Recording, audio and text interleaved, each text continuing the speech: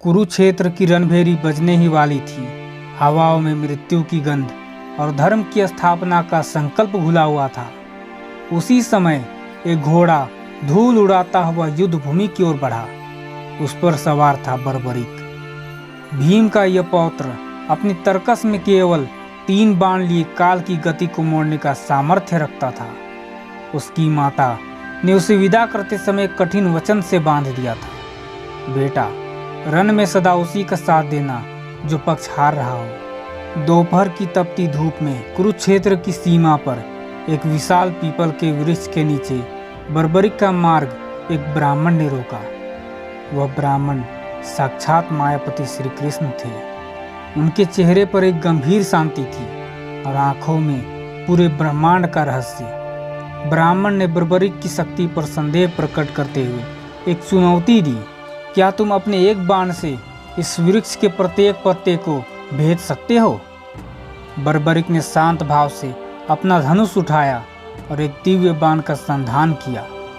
जैसे ही प्रत्यंचा से बाण छूटा, वो एक बिजली की लकीर की तरह हवा में गूंज उठा।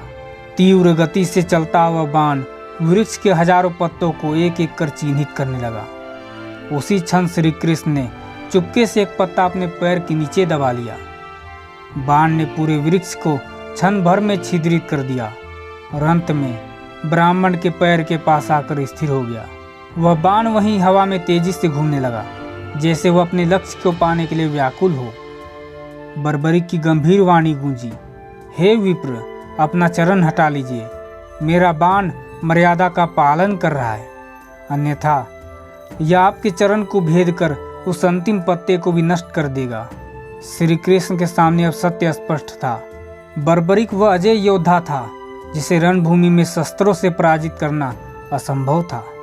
यदि वह युद्ध में उतरता तो अपनी प्रतिज्ञा के कारण उसे बार बार पक्ष बदलना पड़ता और अंततः धर्म की स्थापना का मार्ग अवरुद्ध हो जाता। अर्जुन अगर इसे मार भी देता तो भी इसके 3 बाण को रोकना मुश्किल था, जो पांडवों के लिए भी खतरा था। तब ब्राह्मण ने बर्बरीक से दान की याचना की। वचनबद्ध बर्बरीक ने जैसे ही दान स्वीकार करने की शपथ ली, ब्राह्मण ने उसका शीश मांग लिया। बर्बरीक समझ गए कि यह कोई साधारण ब्राह्मण नहीं है। भगवान के विराट रूप का दर्शन कर उन्होंने बिना किसी शोक या संशय के अपनी तलवार उठाई और एक ही प्रहार में अपना शीश काटकर प्रभु के चरणों में रख दिया। वह मस्तक कटा होने के बाद भी जीवित था, क्योंकि उसकी अंतिम इच्छा कुरुक्षेत्र के महायुद्ध को देखने की थी।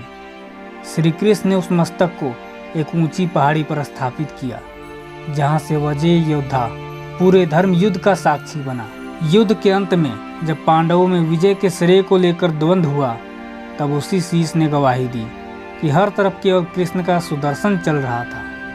चाहे वो कौरव हो या पांडव, सबकी मृत्यु भगवान द्वारा हो रही थी। भगवान ने बर्बरीक की भक्ति से प्रसन्न होकर बर्बरीक को अपना श्याम नाम दिया और उन्हें युगों युगों के लिए हारे का सहारा बना दिया।